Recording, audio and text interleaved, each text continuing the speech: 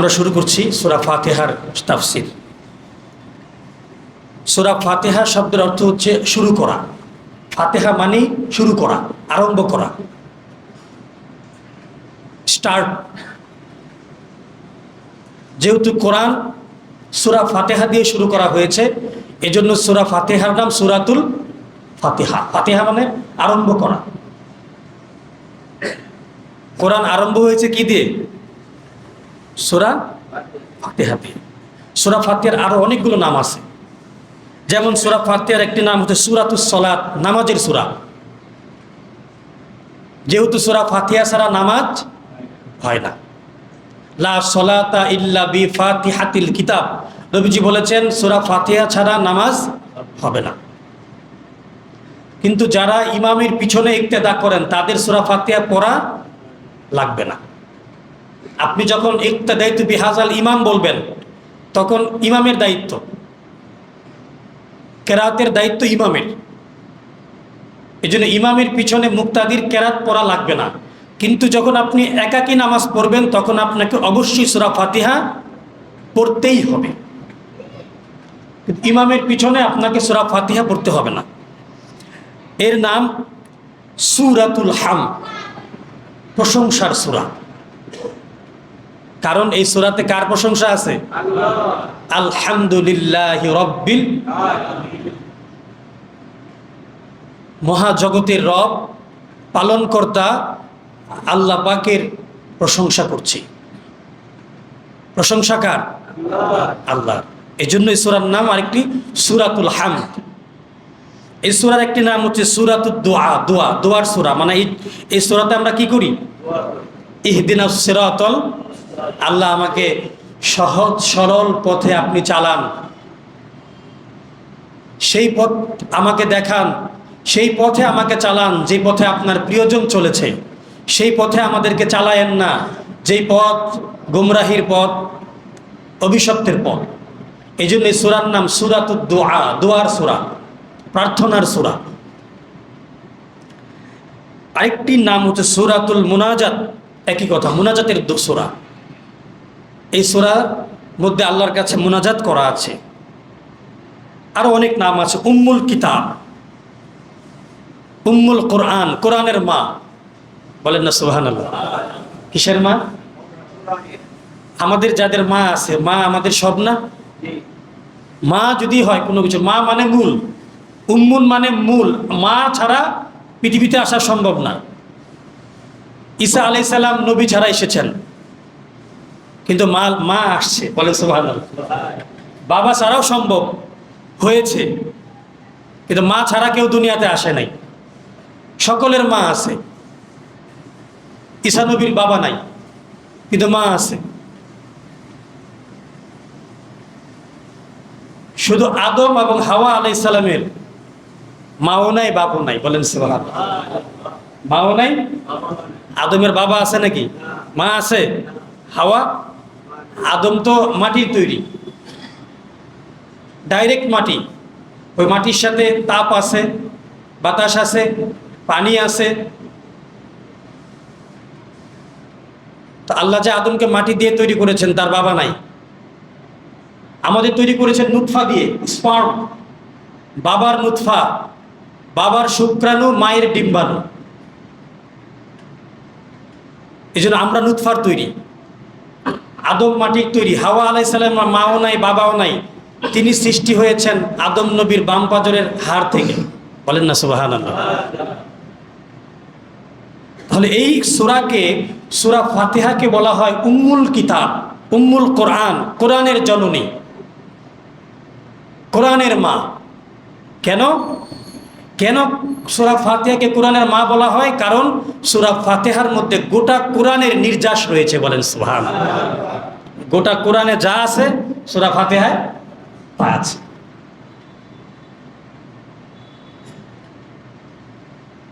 গোটা কোরআনে যা আছে সূরা ফাতিহাতে তার নির্যাস আছে। এটা হচ্ছে সারাংশ, কোরআনের সারাংশ সূরাতুল ফাতিহা। আমরা যখন প্রবন্ধ লিখি, আর্টিকেল লিখি, প্রথমে আমাদের লিখতে হয় সারসংক্ষেপ। সারসংক্ষেপ লিখতে হয়। বা কোনো কিছু লিখলে আগে ভূমিকা লিখতে হয়, আর্টিকেলে লেখে সার সংক্ষেপ, তারপরে লেখে মূল বডি। ওই কোরআনের সার সংক্ষেপ হলো সূরাতুল ফাতিহা। বলেন না সুবহানাল্লাহ। এই সূরাতুল ফাতিহায় 7টি আয়াত আছে, 7 আয়াত, এবং 140টি অক্ষর আছে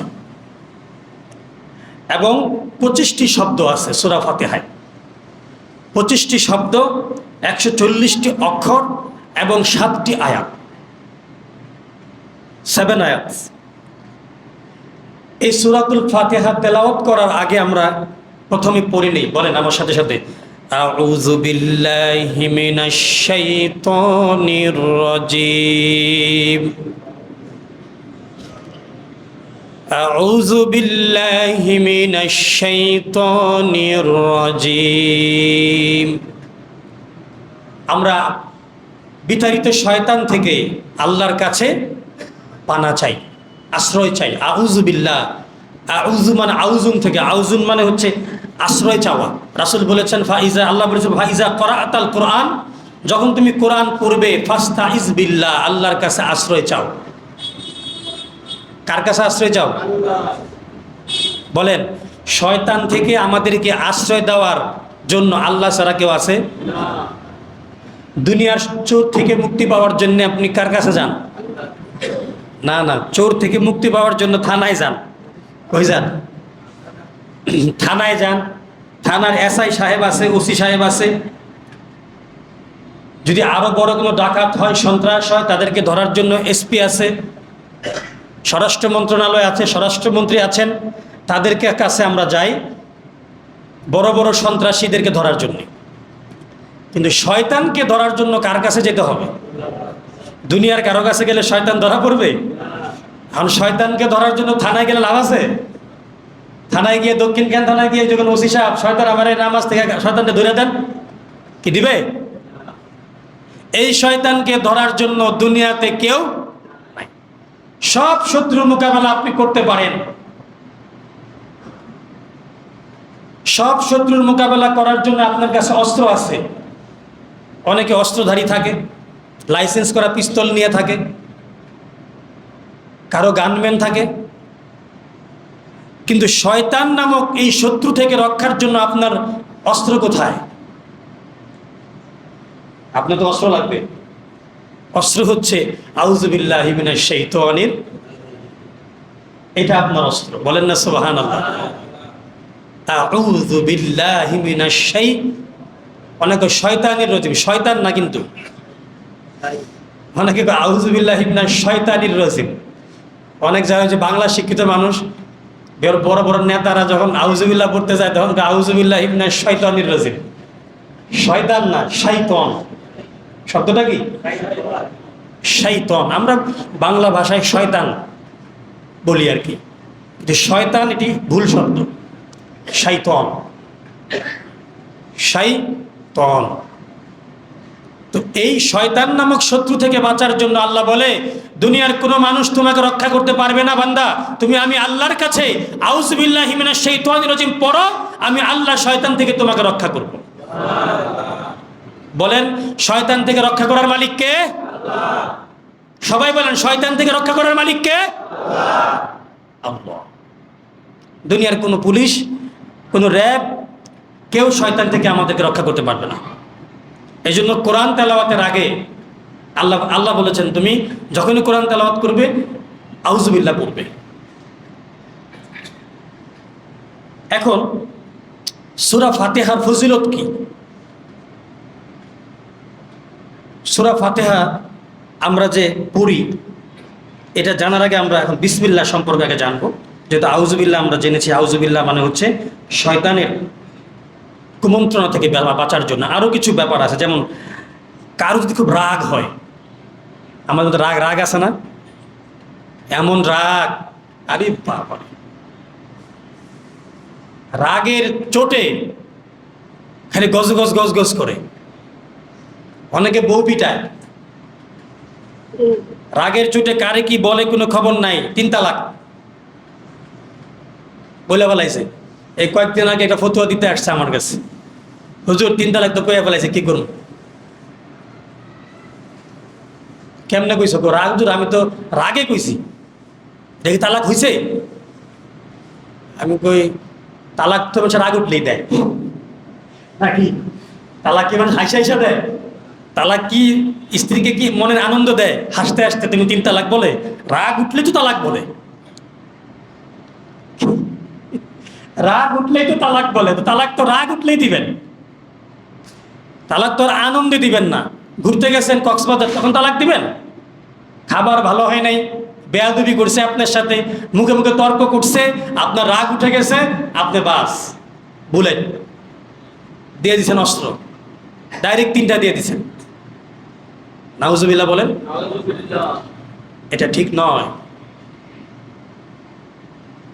হানাফি মাযহাবে রাগের মাথায় তালাক দিলেও তালাক কার্যকর হয়ে যায়। এই জন্য রাগকে কন্ট্রোল করতে হবে, রাগকে নিয়ন্ত্রণ করতে হবে। তালাক শব্দটি মুখে আনাই যাবে না, যত রাগ হোক। স্ত্রীর সাথে বনিবনা হয় না, তালাকের সিস্টেম আছে। 3 তুহুরে 3 তালাক, 3 তুহুরে 3 তালাক ব্যবস্থা আছে। কিন্তু রাগে 3 তালাক দিয়ে দিবেন, হয়ে যাবে। যদিও তালাকে এটা বেদাত, কিন্তু হয়ে যায়, তালাক কার্যকর হয়ে যায়। পরে বিভিন্ন হালাল করার ব্যবস্থা করছে। আবার আমাদের কিছু আবার মাওলানা সাহেব আছে, আবার হিল্লা দিয়া লাগবে। কি লাগবে? নাউজুবিল্লাহ কন। এই হিল্লা দিয়েও তো ঠিক না, এটা মাকরু, এটা উচিত কর্ম নয়, এটা ইসলামের স্বীকৃত নয়। যে হিল্লা বিয়ের ব্যবস্থা করে এখন, এগুলো ইসলামের ঠিক নয় এগুলো।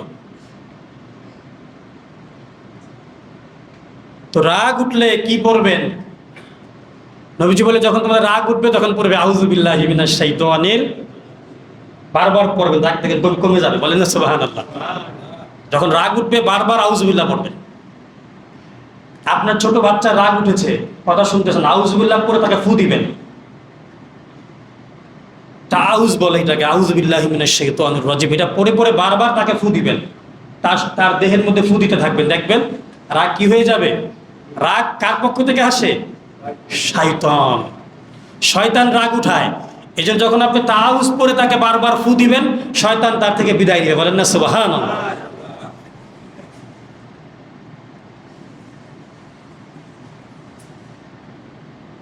তাহলে আমরা শয়তান থেকে বাঁচার জন্য আল্লাহর কাছে আমরা পানা চাই।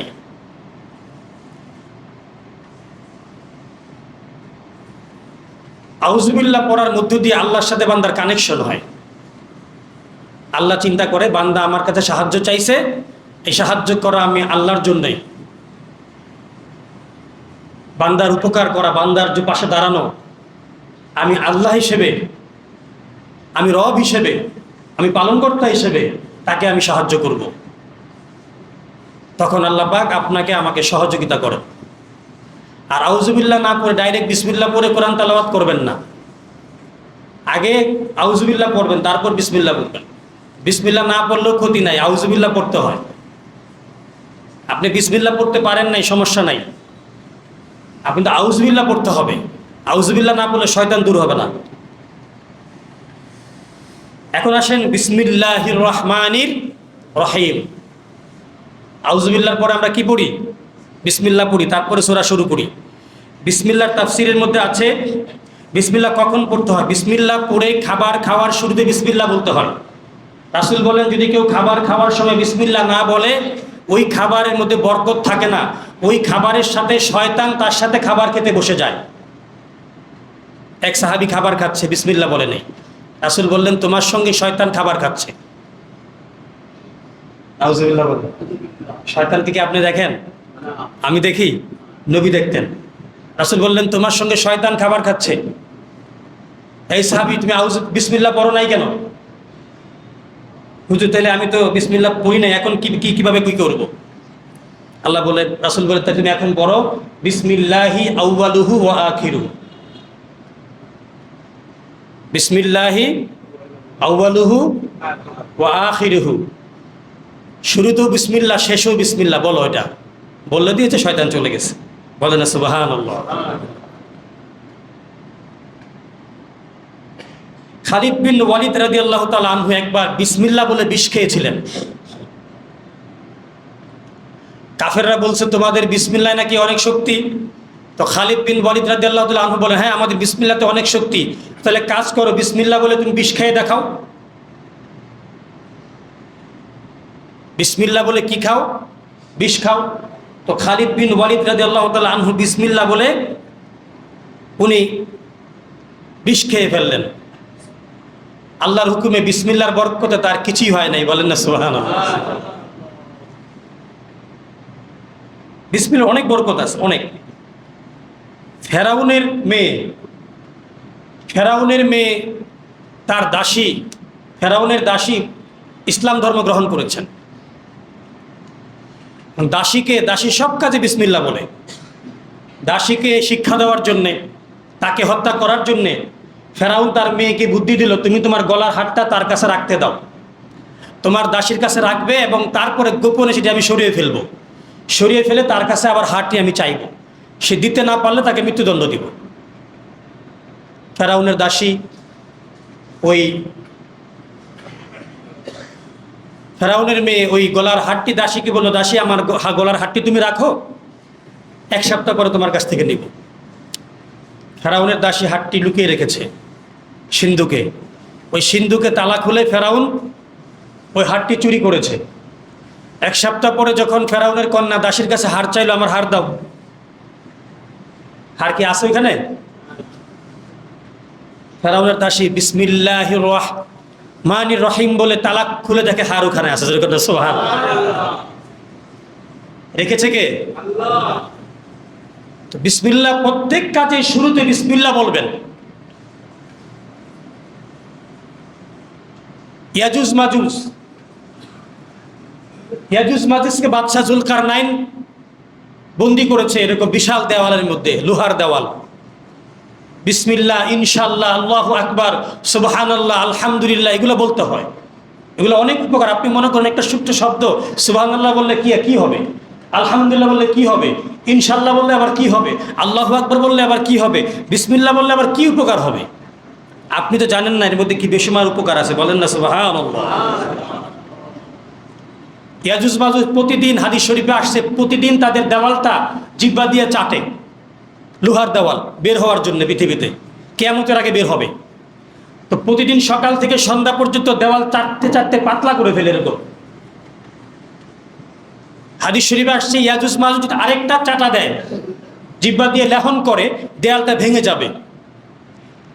কিন্তু তারা যখন সন্ধ্যায় বাড়ি যায়, তখন ভিতরে চলে যায়, তখন তারা কি বলে যে আগামীকাল করব। কি করব? আজকে থাক। কালকে এসে দেখে আবার দেওয়াল কি হয়ে গেছে, দেওয়াল আবার আগের মতো, আবার চাটে। রাসূল বলে প্রতিদিন ইয়াজুজ মাজুজ দেওয়াল চাটতে থাকে, পাতলা করে ফেলে। আবার যখন ঘরে চলে যায় তখন তারা বলে আগামীকাল করব, আইসা দেখে আবার দেওয়াল মুঠা। সাহাবারা হুজুর তারা বের হবে কিভাবে? যেদিন বের হবে ওই দিন বলবে, দেওয়ালটা পাতলা করার পরে তারা বলবে আগামীকাল আমরা দেওয়াল আবার চেটে পাতলা করব, ভেঙে ফেলবো ইনশাআল্লাহ। কি বলবে? ইনশাআল্লাহ। ইয়াজুজ মাজুজ বলবে ইনশাআল্লাহ। ইনশাআল্লাহ বলার কারণে পরের দিন আয়সা দেখবে দেওয়াল আর মোটা হবে না, কি থাকবে? পাতলাই থাকবে। ইনশাআল্লাহর বরকত আছে না নাই? প্রত্যেক কাজে ইনশাআল্লাহ বলবেন। কোন কাজে? যেই কাজ ভবিষ্যৎ করবেন, ইনশাআল্লাহ করব, ইনশাআল্লাহ হবে, ইনশাআল্লাহ যাব, ইনশাআল্লাহ খাবো। আর আলহামদুলিল্লাহ বলে শুকরিয়া দান, সুবহানাল্লাহ, আশ্চর্য, আল্লাহর প্রশংসা করবেন, আল্লাহু আকবার, আল্লাহর প্রশংসা করবেন, আল্লাহর ধ্বনি দিবেন। বিসমিল্লাহ, প্রত্যেক কাজে শুরুতে বিসমিল্লাহ বলবেন। তো এই যে ইনশাআল্লাহ বলার কারণে ইয়াজুজ মাজুজ, রাসূল বলেন পরের দিন আইসা দেখবে দেওয়াল পাতলা থাকবে, একটা চাটা দিবে দেওয়াল ভেঙে যাবে, তারা দুনিয়াতে বের হয়ে যাবে কিয়ামতের আগে। ইয়াজুজ মাজুজ। এজন্য বিসমিল্লাহ, প্রত্যেক কাজে বিসমিল্লাহ বলা খুবই ফজিলতপূর্ণ।